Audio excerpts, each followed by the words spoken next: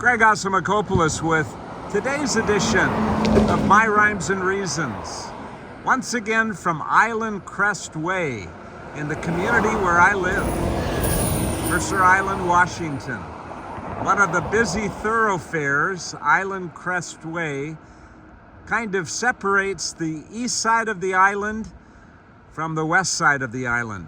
I think I've mentioned to you before that Mercer Island is 6 miles long, 2.5 miles wide, and it is half the length of Manhattan, New York City, and the same width, 2.5 miles wide, but half as long as Manhattan. Mercer Island has only 25,000 residents, and I'm not sure how many million currently Manhattan has. Isn't that interesting? A little piece of trivia next time you are on a quiz show on television. Maybe they'll ask, do you know what the dimensions of Mercer Island, Washington are? Here's another little interesting factoid.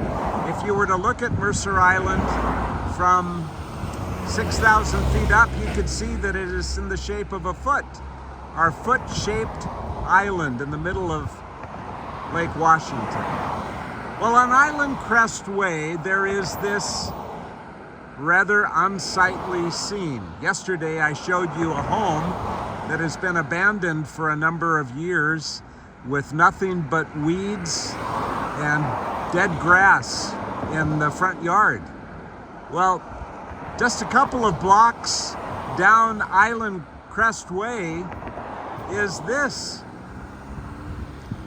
About 2 years ago, the owner of this property began excavating and was going to town with heavy equipment. It looked like sewer lines were being put in, electrical was being put in, and then all of a sudden, it came to a stop. And this yellow dividing tape and yellow-orange cones have been here, keeping people out. There has been no activity for the last year and a half. Nothing at all. And it's somewhat embarrassing, but nobody knows. I've asked, haven't discovered what the story is. It's left to speculation.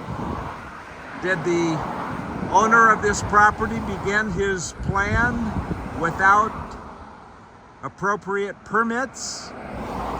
Did the owner of this property die and no one is in a position to continue what he set in motion? It's a big question, and I'm going to continue to ask around because my curious mind wants to know. In the meantime, it reminds me of a biblical text, and you may know the one that I'm talking about. Luke chapter 14, verses 28 and 29. Jesus is speaking. Who among you, intending to build a tower, does not sit down first and count the cost to see whether he has the resources to complete it? For if you lay the foundation and are not able to finish it, everyone who sees it will ridicule you. Well, that's the third possibility. Did he not have appropriate permits and the city is not giving him the go-ahead to finish his plan? Did he die? Or did he run out of money? Interesting. I'm also reminded of what Abraham Lincoln, our 16th president, is credited with having said. Better to keep your mouth shut and be thought stupid than to open it and remove all doubt. Well, what do those two things have in common? You need to take care and plan what you do and be cautious about what you say. Better not to get started and not have the funds to complete what you set in motion. better not to start to say something about somebody else without having adequate evidence, only to be caught up short and have to apologize. Food for thought today, on this day as we begin it together. What is it that you are in the process of setting in motion? Is it a project? Is it a plan to benefit your neighborhood, your church, your school, maybe your family? But do you have the means to bring it to completion? What is it that you are about to say that would perhaps be called into question because you don't have all the facts?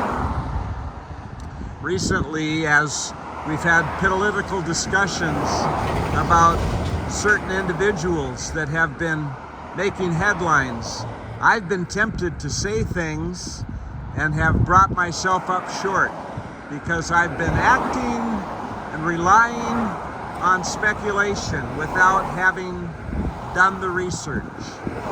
And to make accusations or to call into question a person's character or reputation without having all the facts is as much an ill-suited pursuit as this individual who started this big project. I think there's 6 lots just across the street, up the gravel road that has come to a complete standstill, all because he didn't have all the facts, didn't have all the resources, didn't have all that he needed to make a credible go of what he wanted to do.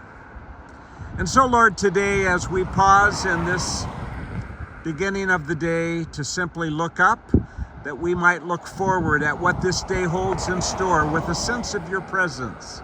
Help us to be cautious about what we plan to do, about what we plan to say, that we might make sure we have what we need to make a good go of it, and to do or to say that which is credible. For it's in your name I pray. Amen. Thanks for joining me for this rather unusual My Rhymes and Reasons. I hope that it's productive, at least food for thought. Join me again next time as we spend time together with My Rhymes and Reasons. Let's talk then.